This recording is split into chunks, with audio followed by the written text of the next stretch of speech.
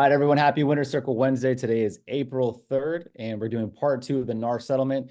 Today, we're going to be discussing the presentation aspect of everything. So for those who aren't caught up, the NAR settlement took place a few weeks ago. This is now our third call on the NAR settlement. First one was just about what you should know in regards to the settlement, how you should be responding. Second call, which we had last week, which was about how the team leaders, some of the biggest team leaders that we have here at the Winter Circle are adjusting. And today we're finalizing that call with presentations. So you know what to go through, how to set those expectations, and just kind of moving forward. So we're just going to hop right in. We have Team Aya today. Team Aya, just for those who don't know both of you or all of you, can you guys just really quickly tell all of us, who you are and pretty much why we should be listening? Go ahead, take a moment to brag. Thank you, Gabe. Thank you, everybody. Happy Wednesday. My name is Rocio Hermosillo. We are from Des Moines, Iowa. We are Team Aya. We're getting into our second official year as a team. However, prior to that, we've all been top 15% realtors in our area, NAR top 75 teams within a year, and we're growing very rapidly. Blessed to have 14 agents with us in this journey, and I see some of them on the call, so thank you guys for showing up. One thing I'll tell you about our team is when we say we're going to do something, we're going to do it. We actually have a competition of Midwest versus the West Coast. I don't see Jose on here. I was going to throw him some shade to see who can do the most amount of units by June, and whoever loses buys the other teams a very nice lunch or dinner. So far, we're winning. In our team so far this year, we have about 58 families pending actives and solds. And I'll give it to my business partner. There's three of us. Mariana isn't here today, but she is one of the founders, and she also leads up our agent success. Maria, do you want to share a little bit about you? Yes. Hello, everyone. So excited to be back for part two.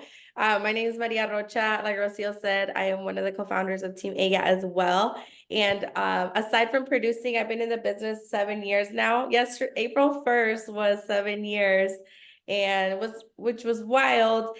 And so we have, what I do right now on the team is I do a lot of our marketing side of things, helping our agents get comfortable with social media and put themselves out there, and as well as produce. So 58 families so far. I think we've already have surpassed our last year's goal.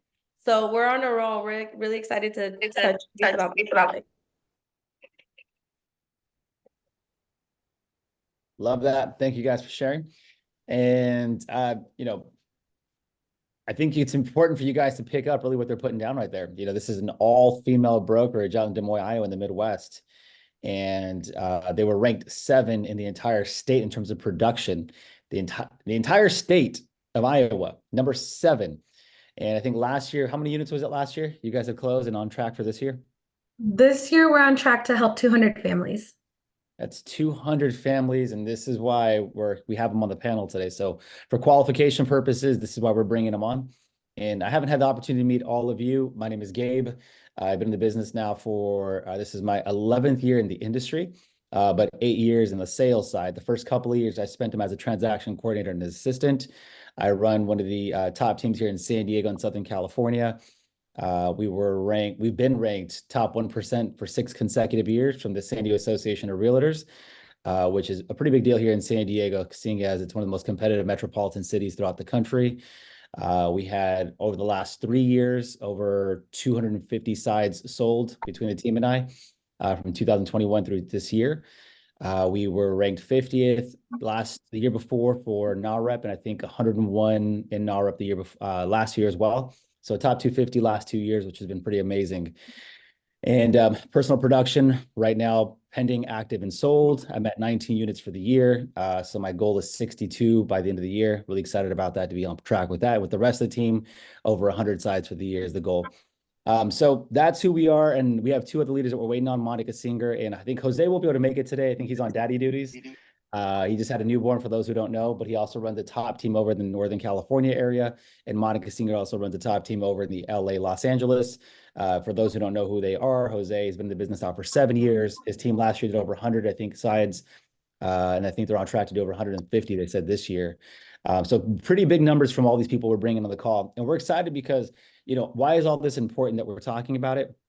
because you're going to be learning from people who are producing at a high level and who've been adjusting well before these announcements even came out. And so today we want to just dive right into the presentation aspect of it and really see what these leaders are doing in their business right now to adjust. So with that, last week we covered, the mindset fundamentals, how we're adjusting, questions we're asking. We talked about the intake process, those things. Now let's talk about, last week we spoke to the client for the first time. We sent it to the lender. We have those steps, but now we have the client. And before we go out shopping, you guys want to sit down and have a presentation just like you would with a seller presentation. So AI team, if you guys want to go ahead and take it over from there, what does that look like? What should we be having inside of our presentations? What does AI have inside of their presentations? Walk us through all that. Yes, we briefly last time that we got on, you guys, we had a buyer survey that we spoke about, and we sent that over to the Winner Circle team. The other part of what we do when we get them into the office is go over a timeline.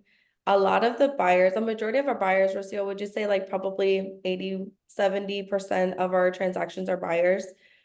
So most of the time we get them into the office, one, to explain the process, because a lot of them, even though they've bought a home before, they probably bought it maybe 7–10 years ago, and they don't know the process. So we sit down with them and go over the different phases. And in that same conversation is where we bring up the script for our commission. So I'm going to share my screen and share with you guys our timeline so you have an idea. And also, the one thing I want to help you guys keep in mind is we're in the Midwest. So a lot of this stuff helps us. When I first became an agent, there was probably maybe 5 other bilingual realtors. So there wasn't a lot. And all these systems that we have in place was because there was a lack of education. And even within first-time home buyers, they had no idea about anything. So this, what I'm going to share is put together based on all the very similar questions we would get from every home buyer. So it says the home buying timeline. Can you guys see it? Perfect. So we divided it into 4 different phases. The first phase is the most important one, because when we get them into the office, a lot of the time, some of them aren't pre-approved, or they have sat down with the lender previous to that, and they want a second opinion. So just to kind of go through it, phase number 1, we talk to them about, we bring in the buyer. Hey, Mr. Buyer, really nice to meet you. We fill out the buyer survey, get to know a little bit of what they're looking for. And then we're going to be going over this home buying timeline to get you prepared and make sure that you're ready to go once we find your home. So the first phase is selecting your team and obtaining financials. So selecting a mortgage team. Mr. Buyer, have you sat down with a lender to talk about the pre-approval process?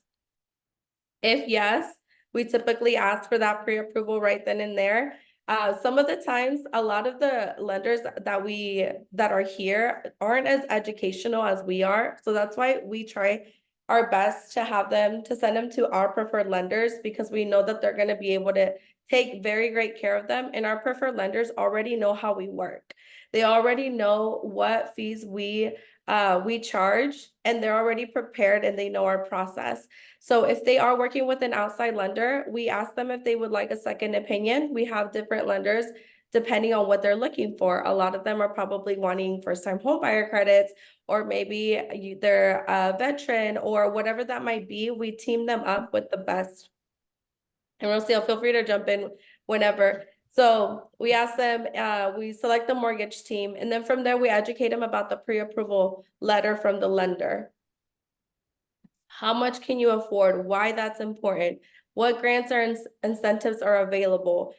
Have you saved for down payment? Consider loan options. How much are loan costs?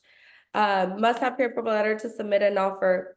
These little things might seem minimal, but you guys, if you understand all of this, it helps you really make sure that you're representing your buyer to the best that you can. And a lot of the times, a lot of buyers think that, you don't do all of this, or you don't take that into consideration because it's not spoken about. but you have to let them know that all of this is why it's a benefit to work with a real estate agent, because we do need to know how much we need to negotiate for you. We do need to know if there's certain incentives that you're applying for, and maybe closing can't be the regular, here it's 30 days, 30-day closing. Maybe it's a 60-day close because it's a renovation loan, whatever that might be. It's very important that you guys sit down and actually understand and listen to the client. Then from there is when we talk about why choose your realtor. Some of the things that I was going to say is typically when I go into this, I'll be like, the next phase is choosing your realtor, which is us.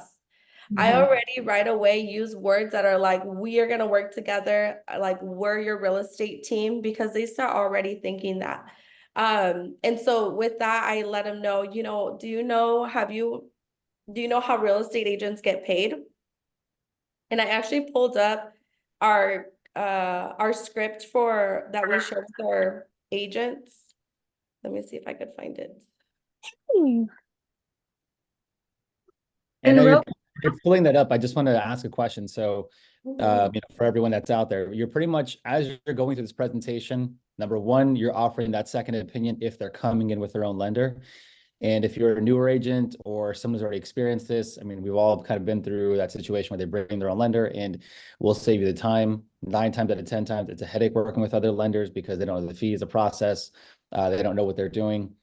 So you're number one, you're already encouraging for the second opinion. And then the second thing that you're doing is you're already assuming the close. So you're already using language like, hey, when we start working together, this is what I'm going to do during the process. And you're already assuming the close, an assumptive close, right? Absolutely. Okay. So I want you guys to pick that up. In sales, whenever you're doing these presentations, it's important that you assume the close. If I go to a doctor, if I go to an attorney, most of the time they're assuming the close. Like, yeah, first thing I'm going to do this, I'm going to send you here. You're going to get the follow-up. We're going to get your vitals done. Before anything's even finished at all, they're assuming the close already. So us as professionals too, during our presentation, start getting used to language like, this is what I'm going to do when we start working together. I believe, and I hear from most untrained sales professionals, especially newer realtors, they're always too polite. Well, what do you think? Would that be okay? Is it possible? Is there a chance? They start using this language where you're not assuming the close, where you put yourself in an inferior position, and automatically your prospect feels that sales thing. They feel like you're not confident and in control, and you end up losing them because you subconsciously create doubt in their mind with that language. So I like that you ladies are doing that. Yes, and I feel like, a lot of the times buyers, they want to be told what to do, right? And so that's the other thing where it's like you tell them what to do, you build that trust and that confidence, and it's like it's game over. They're gonna sign with you. So I want to share with you guys so you guys can take a picture of it as well. On this side, I have the script for what we use. Obviously, practice it and make it your own. But it says, do you know how a real estate agent works? And a lot of them will say no or yes, it's commission. And one of the things that we say is like, hey, I will negotiate on your behalf in your best interest above my own. Review all contracts so you know exactly what you're signing, show you the best homes in your criteria. Plus, when you hire me, you hire my whole team. I am 100% commission of 3.5% of the purchase price. However, there's opportunities where sellers are willing to cover part of my commission. And just pause. A lot of them, now it's shifting into that, which before it was like a majority or a huge part of our commission is paid by the seller, or that it's offered by the seller. Now it's just shifting over, like it's this % of my purchase price. And Maria, can you share how many buyers that we've connected with balk at it when we share that? Honestly, we maybe one out of like, I don't know, 30 that say something. A lot of the times, a lot of them just like that they have someone that they can trust and that they know what they're doing, and they don't say anything outside of that. We had in our market, probably similar to everywhere else, there was 2 companies that didn't offer commission for us. One of them was called Next Generation Realty. It was just, they would represent just sellers.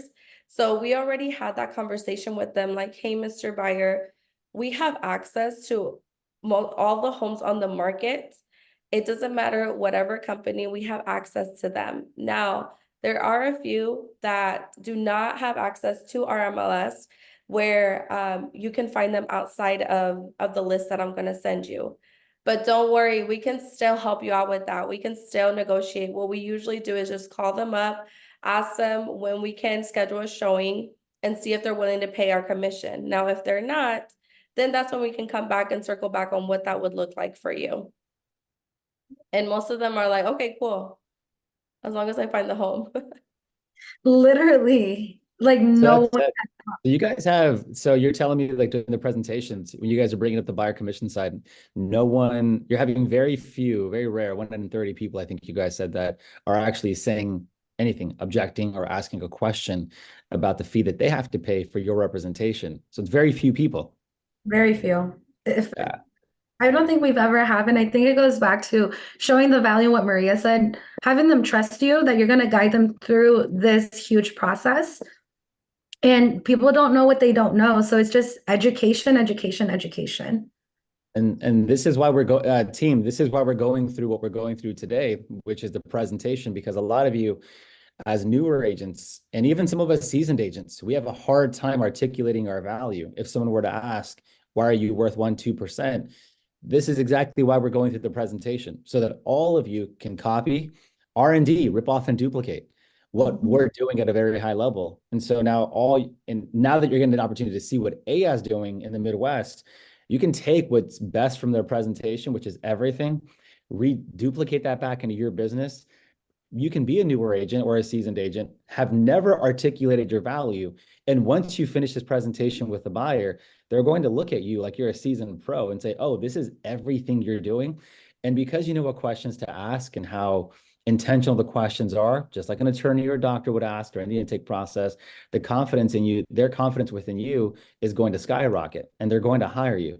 The reason we don't get hired with most buyers is because we don't articulate our value. We're just like every other agent that's out there. So thank you for sharing that. That's awesome. Yes, the last thing I wanted to add on here, Gabe, too, and you brought it up, is the close. You know, people are afraid to ask, like, are you willing to sign with me? So one of the things that we do say during this phase is like, at the end of this consultation, we'll sign a document agreeing to work together. Does that sound good to you, Mr. Buyer? And a lot of them are like, yes, because they already know that they're like, okay, you're bringing all this just in even phase number one. And we have like the forms, we have a system set up where they see that we're not just going to show you a home, like we're going to work with you throughout the whole process. Granted, we do have buyers that don't want to meet with us. It's very like there's not a lot, but the ones that we don't, we print this out and take it with us and have a buyer consultation at the home, and we go through the same thing. I love that. So this is like an actual physical roadmap for you ladies. So you're actually taking this right here, you're showing all the points, and you're elaborating on every point as you're talking to the client. Oh, okay. I love that. Yes. And so most agents don't do that in our market. And so when they meet with anyone on our team, our agents, they sign immediately because they're like, whoa, you have all of this ready. And one thing that we are very intentional with, and maybe we can send it out, Maria, that Canva one, the timeline. But we also, in there, I don't know if you guys saw phase 4, we also are very intentional about asking for referrals. And we talk to them about the reticular activating system, your RAS. Hey, now that you're actually out looking for homes, you're likely going to start, your ears will perk up every single time you hear your neighbor talking about it or someone at work. When that happens, I would love just to connect to see how I can help them the same way I'm helping you. And that's how our goal is to hit at least 3 referrals from every client we work with. Question on that. So, you're telling me basically that you don't just sit back and wait for the referrals. You're actually proactive. You're planting the seed in your prospect's mind, and you're asking for them. Is that right? Yep. Yeah. Because I mean, I've had situations where it's like I'm helping them sell and I forgot to ask if they're buying or their family is buying. And sometimes it's not in their mind. In your mind, you're like, well, why didn't you tell me? But you never asked. So how can they tell you? So yes, throughout the whole transaction. And then also, we also let them know, like, by you sending us referral, we know that we're doing a great job and we're delivering on our service. So that's a huge thing. I want all of you on this call to take that away. And I'll tell you this in my career, from my experience. Just because I did an amazing job, I serviced them at a high level, I automatically thought for many years in my career that they would be jumping out of their way to send referrals over to me, friends and family and coworkers. That's just not the case. I think someone asked, I don't know where it was, but someone asked my wife or us, like, hey, as soon as you had your baby and you brought your son home, how often did you think about your doctor who delivered the baby after the delivery? I'm like, we didn't think about that guy the moment we left. It was all about the baby.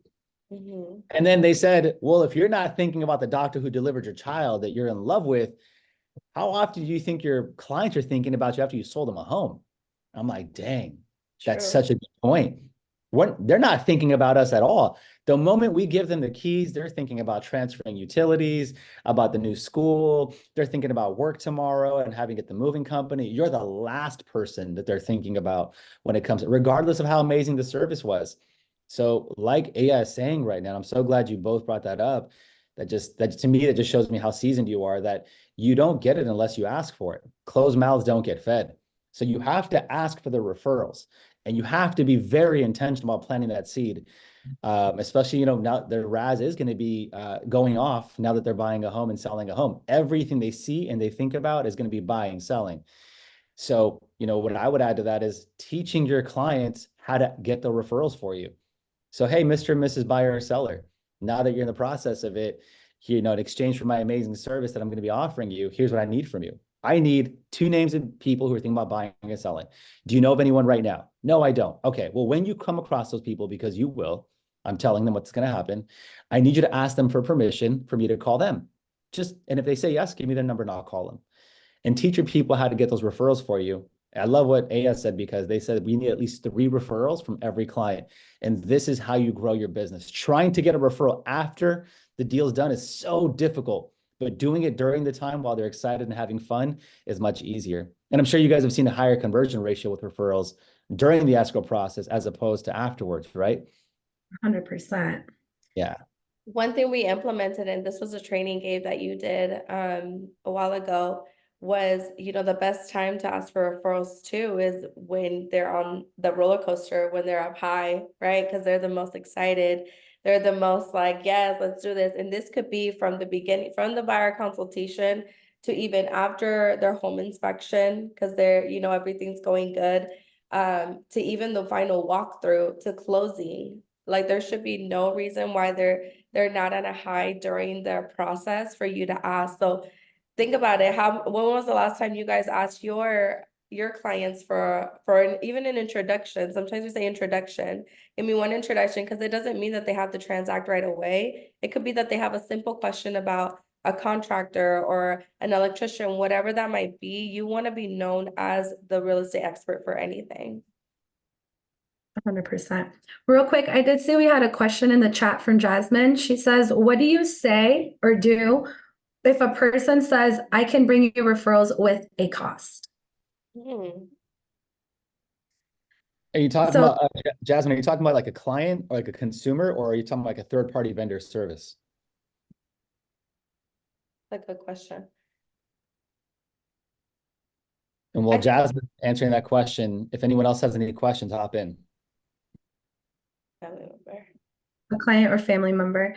I can share what I usually say in that scenario, and I'd be curious what Gabe, you share as well, and Maria. But I tell them, like, as much as I would love to be able to do that, unless you have a license, it's unethical and I can't do it by law. However, if what you're saying is you're interested in getting your real estate license, I'd love to connect so I can literally send you referrals. And usually that sparks like, actually, I have thought about it. And then I just send them the information on how to get it. And usually they don't. And it's just following up with them to building that stronger relationship so that they want to work with you and send you the referrals. Is it Yeah. similar in Oh, go ahead, Maria. San Diego, Gabe? Here, at least in Iowa, we can't pay out anybody unless they do have their active real estate license. However, what we have done in the past is we'll send them like a gift card if that's like a taco, what was it that we called it, Rocio? Thank Which you. one? It was a little gift card, like a $5 gift card to a taco shop. Just thanking them, rewarding them. Not necessarily, we can't do anything like cash or anything outside of that.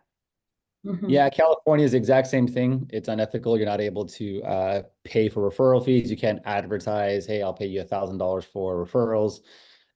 You're not able to do that here. So same thing. If you want to have someone, if you're having a client, a family member ask you, just let them know what the rules and the laws are.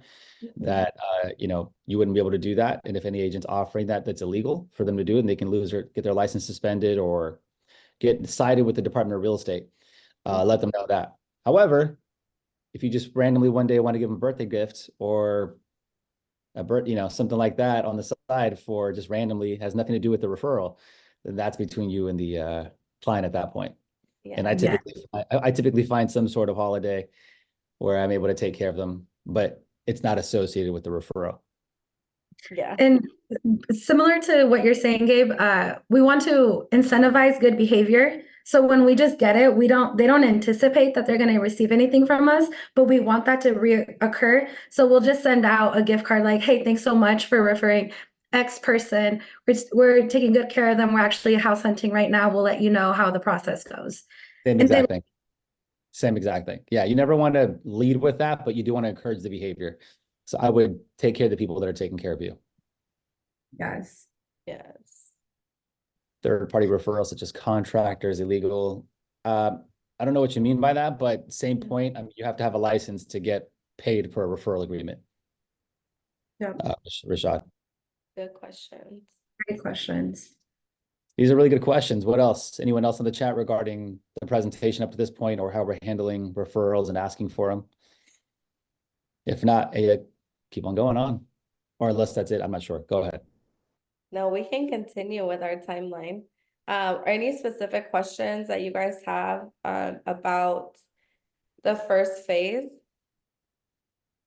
We also have this in Spanish. We've translated everything because we're so heavy. The other part of the script that I wanted to touch on was we set the expectations with the clients on. So we say, I typically answer you within 24 hours or sooner. It is not normal if you don't hear from me within that time. So please don't hesitate to text or call me. My business hours are this. How many of you guys get clients that will ring you off the bat, back to back to back? One thing that we always say is there's no real estate emergency. Like if there was, just call 911. There's no real estate emergency. And we have an admin team that also helps with transactions. So that kind of offsets a lot of the phone calls that we have to take about certain transactions. And then, so once we go in through the phase number 1, we go into phase number 2. This is our process based on the transaction. So once you sign with us and we're ready to go, we start shopping for home.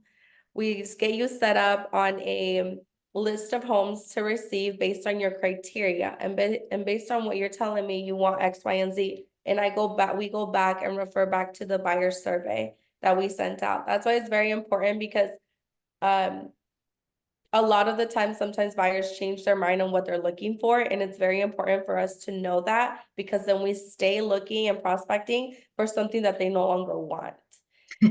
A lot of the clients that we have received that were working with previous agents, a lot of them say, the agent sent me casas bien feas that had nothing to do what I was looking for. A lot of the time it's just maybe they didn't ask the right enough questions, or maybe they didn't capture when things change for the client. And that's why it's important as well. On average here, we look about 4 to 7 homes before they make a decision. So we let them know that as well. If we go past the 7 homes, buyers, don't be afraid. We don't stop working with you. We just try to reanalyze if we're showing you the best homes. At the end of the day, we don't want to show you, there's on our MLS, I want to say there's probably like 3,000 homes. I don't know how much do you have over there, Gabe, but we have around 2,700 homes on the market. Listen, I'm so glad you brought that up. Oh my God. Thank you. Listen, I just have a question for everyone that's on the call today. How many of you, be honest, catch yourself showing more than 5 houses to one client without them even writing an offer? Put it in the chat. Just say me, I, if you typically show more than about 5 houses, more than 5 houses without writing an offer. Drop it in the chat. I'm curious to know how many of you do this because I know from my experience from agents that I've worked with, there are a lot of agents out there who are showing 10, 15, 20 houses and they're not writing offers and they're not speaking up. So now you end up, number one, wear and tear on your tires, gas, mileage, your time, your effort, your energy, and they're just making you drive everywhere. And you, as the professional, are grabbing them by the neck and saying, what are you doing? So I love that you guys are setting that expectation. Can you, I'm looking at the chat right now. So yeah, we have people that are saying, yeah, me, I've been there, all that. How are you overcoming that conversation? Well, number one, it sounds like you're setting the expectation up front. So you're not even going out looking at houses until you tell the client, hey, we're looking at 5 to 7 homes and we're typically writing an offer on these properties. And if we're not, we have to come back down and reevaluate. We're probably showing you homes. And it sounds like you're placing the blame on yourself. You're not placing the blame on them. Can you just take a moment really quick? How are you handling that for the agents who are on their call that are out there driving around versus how can we not drive around and set a proper expectation so that we're writing offers right off the bat? I I was, think, go ahead. we were probably going to say the same thing, but I was going to go back to we do set the expectations up front, but once we hit past that moment, we go back like, I'm so sorry. It seems like I'm not showing you the right homes. Last time we connected, you had said you were looking for a 3-bed, 2-bath in this area, and that's what we've been looking at, but it's not quite hitting the mark. What's changed?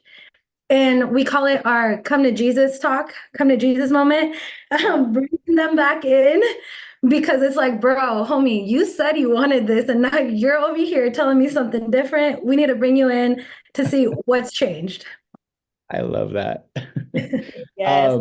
Can you guys drop it in the chat? How many of you actually are implementing a buyer presentation that incorporates an expectation of how many homes you're going to show before you write, in order for you to write an offer, or better said, I'm only going to show you this many houses, or we should be seeing about this many before we write an offer. How many of you right now are incorporating a presentation and a presentation that sets the expectation? We're probably going to be writing houses within the first 5 houses or 7 properties. Let's see. We have, nope, but I am now. After this, I will. Yes. So out of 40 something people we have on the call, it looks like 0 are implementing a presentation with an expectation of this is how it's going to work. This is so powerful. Wow. Go ahead, Maria. It sounds like you're. I was just gonna add another question. How many of you guys need to have a come to Jesus talk with your buyers? For real. I love The that. other thing I was gonna add to that helps us set that expectation is knowing our market. Because if a client comes in and they're like, I want a 4-bedroom home, 3-bathroom, 1,000+ square feet home, 3-car garage for 200,000, we know right away what kind of conversation we need to have with them and also show them. Because a lot of the times they're like, no, there has to be one. Like, mi tío compró one for 150 and it's a 1-acre, 5-bedroom, 3-bathroom. And it's like, well, how long ago?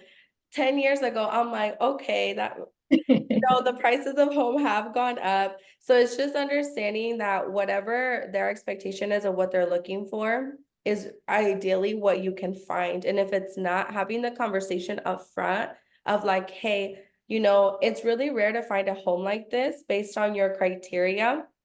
However, I'm going to get you set up so you get anything that comes up. And we'll log into the MLS, into our MLS, and we'll start showing and breaking it down. Okay, you said you wanted a 4-bedroom, 3-bathroom in this area, in this price point, and you'll see that 2,700 homes go to 0. And they're like, oh, so I can't find nothing like this. And then we'll go to the pendings and we'll show you, hey, based on that, like, it looks like 3 fit your criteria that are pending right now, but if you could see, it lasted 0 days on the market. So are you ready to be competitive if something like that comes up? Or based on your criteria, let me remove the price And the cheapest one, based on what you're looking for, is 400,000. Are you willing to go to that price? So really painting a picture of what they're looking for and showing them what the market is telling us. And we let them know, maybe it's not the best time for you to buy right now based on what you're looking for. But if you're looking to expand and actually look at other options, we're here to help. We don't want to tell you that you're going to find something if we know it's a unicorn and spend tons of time and energy finding something that's not going to come out. And I feel like as a newer agent, I did that all the time. I showed like 100 homes one client.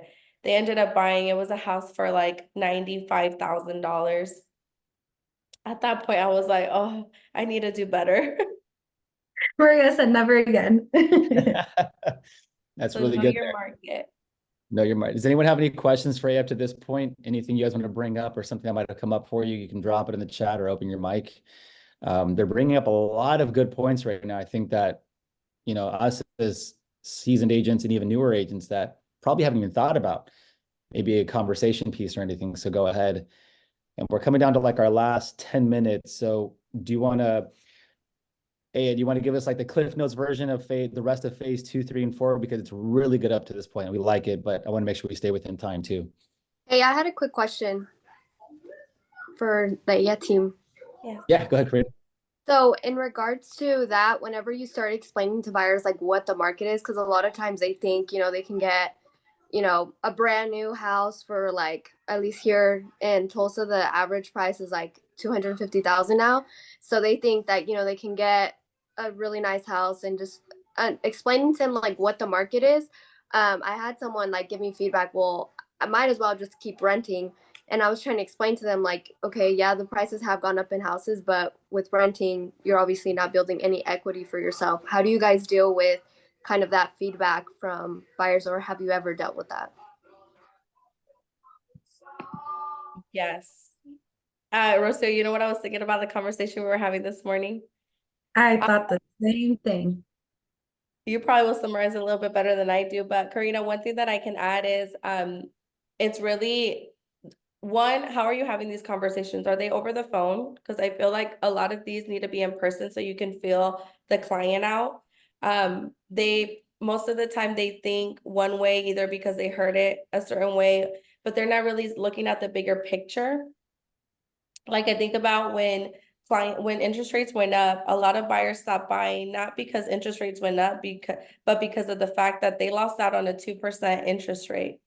They could still buy, but it was just the fact of that missing piece. So what we do is we look at the bigger picture, like, okay, how much are you renting? Like, how much do you pay for rent right now? And calculate it to like, if you were to pay that same thing in a house, this is what you can qualify for. This is the amount that you could purchase. Does it fit the needs of a home?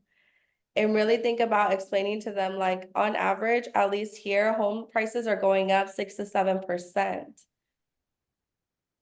And how much equity are you actually earning if you were to own a home based on that versus saving, an extra, I don't know, $150 a month, So really just breaking down what that would look like for each client, because sometimes it might make sense for them to rent. But if they're willing to give you the opportunity to break it down and see based on their situation, I think could open up a whole other conversation of like, okay, maybe it is the right time. Gotcha. Thank you. Cherish, I think what would be great, rather than maybe emailing it out, what we can do is drop it in the new WhatsApp chat. So this way everyone has access to it. It just might save everyone a lot of time, and maybe for people who weren't on the call either, they can grab it from there too. Yes, I'll do that right now. Okay. Perfect. Awesome. I'll share my screen and just go through the rest of it very quickly. So we're shopping for homes. Once we do find the home, we let them know these are the following steps. We're going to review disclosures. So every home here has a seller disclosure. This is what's here. We talk about what's included in the offer. This is where you guys shine as agents. This is what we do. We love negotiating. That's why we got into the business, right? So we talk about what's all negotiable. From there, we let them know like, hey, this is what could happen. So they're prepared. They can either accept, they can either counter, or they can either decline. And we break down also about the purchase price. Like, hey, that's always negotiable, and this is how we give you our professional recommendation. Once we run the market analysis, we give them a call and we're like, hey, this is where it came at. It's it's a fair market value for the home. However, I talked to the agent, there's no offers, whatever that might be. Here's option A, Mr. Buyer, and option B. Which one would you like? And they like options. I feel like people love options. So they love making themselves feel like they made the decision. So that's why we give them two different options. And then from there, once we negotiate, we talk to them about earnest money because the time starts ticking. Now, typically we have 3 days here to get an earnest money turned in, and then scheduling home inspection. And what does that mean? We have a whole section for home inspection because that's where a lot of our newer agents would always have the transactions fall out. Especially here, we have tons of older homes in the price point that we service. So there's a lot of things that can come up. So the better that we can prepare the clients, the easier it's going to be for us during the home inspection. Then after, Maria, oh, go ahead. real quick, I was just going to say, can you share the script of what we shared to set the expectation on what a home inspection is and isn't? Yes, that is so helpful. So when we talk about the home inspection, we let them know, hey, Mr. and Mrs. Buyer, the home inspection is not just for cosmetic things. This is for safety concern items that will be of danger to you and your family. So when we go look at a home, if there's certain stuff that we already see that we know it needs attention, we're going to negotiate that in the price. During the home inspection is items that we cannot see. We can't go up into the attic. We can't check the sewer. We can't know the levels of radon. Those are all things that we can negotiate during the home inspection, and these are our 4 options. So really letting them know that it's not about nitpicking anything, it's about the safety items of concern. And it's not a new home, even new home has defects, so that's why it's important to do a home inspection. And we have a list of our recommended inspectors that are just like us that will educate you throughout the whole process and provide a report based on their findings. Yes. So if you guys don't already, it would be super awesome. Just have your recommended home inspectors that align with your values and how you provide your service. Yes. Third phase is really going into the transactional side. So we let them know, our team will take it from there. We have our own transaction coordination company, so they handle everything for us.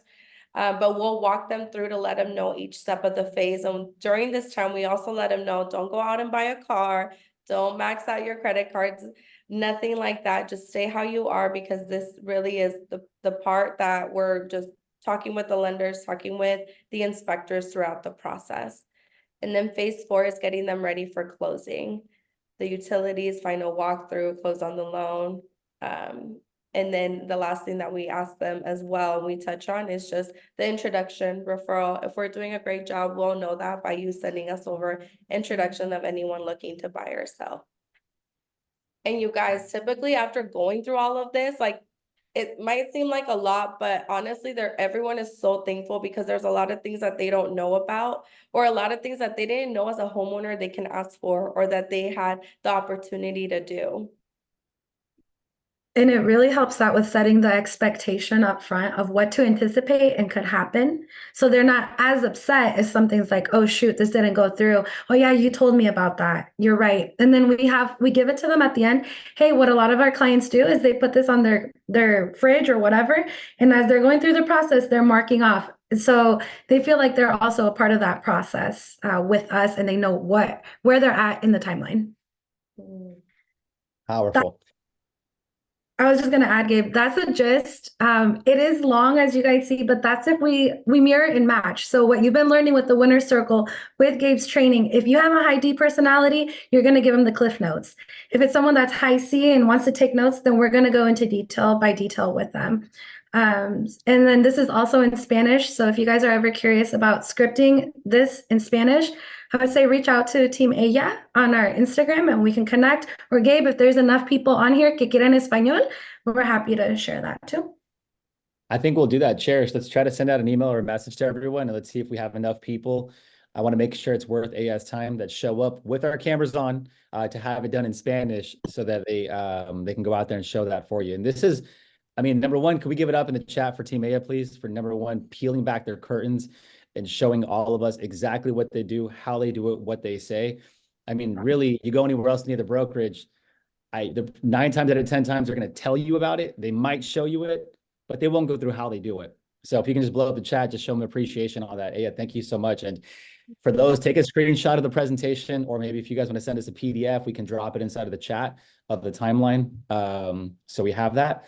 Thank you guys for doing that there. Are there any final questions for Aya?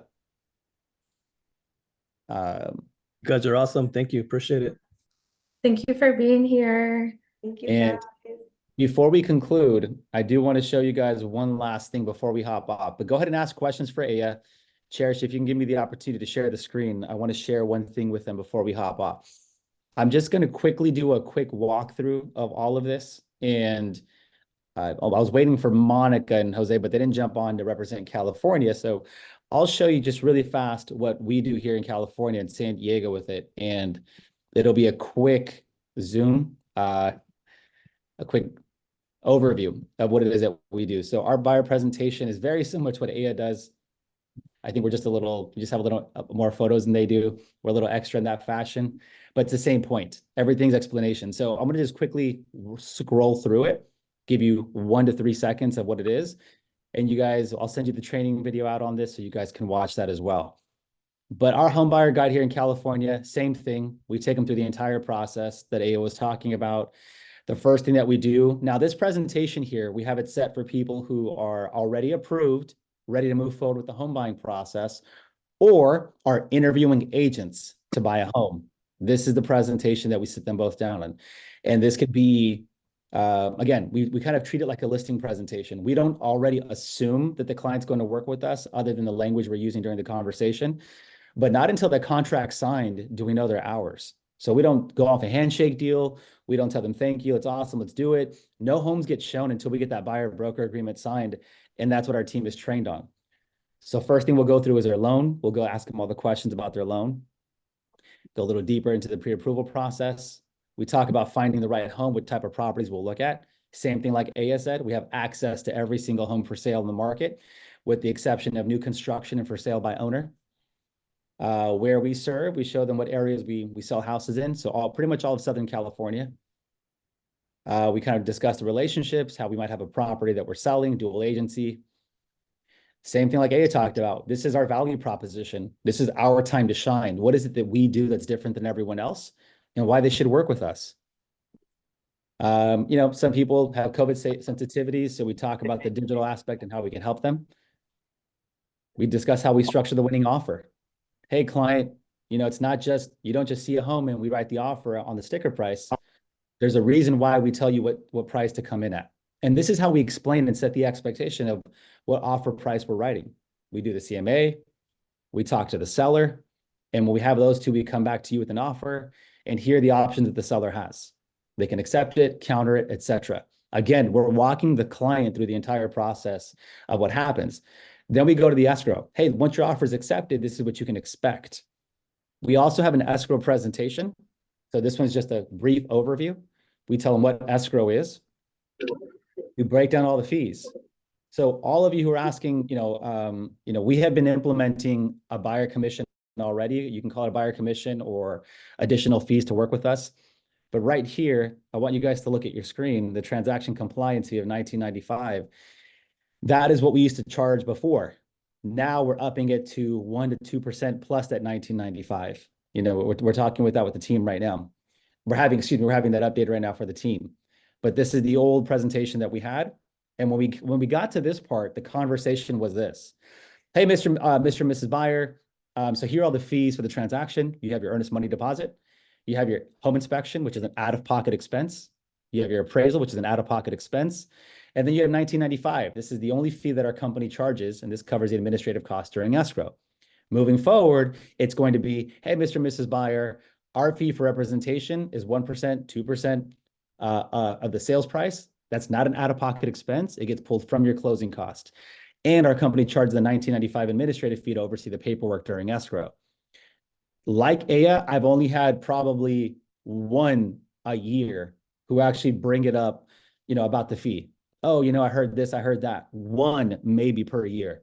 But it's just like any other fee: escrow, title, lending, and closing. We talk about inspection, we talk about appraisal, we talk about the loan contingency, the final walk through the close of escrow. We introduce them to the team, you know, who's who, and then we talk about what's next. Right there on the spot, we have them sign the buyer broker agreement, the all about you form. We set them up on the home search after the buyer broker agreement is signed. We ask them for a photo release waiver. In the state of California, you have to have a photo release waiver if you want to take celebratory photos with your client. If you're not implementing this already, you're leaving yourself exposed to big lawsuits. So a lot of agents in California, if you are posting photos with your clients in front of their property and they tell you a verbal yes, like in person, but you don't have it in writing, they can come back and they can sue you for using their photos on your advertising pieces and all that. I learned that almost the hard way. So photo release waiver for all of our closings. And this is where we get the okay from the client. Are you okay doing a celebration with us at the very end? The honor agreement, which talks about the referrals and everything that we do, and the 10 mortgage commandments at the very end. And then we wrap it up. And then we also have the thing in Spanish as well. So we'll go ahead and if you guys are interested, we'll send that in the chat as well, so you guys have copy to it. And we're at the 11 o'clock mark. So we're going to go ahead and wrap up right here. We want to respect and honor everyone's time. Any final questions or thoughts for Aya, team?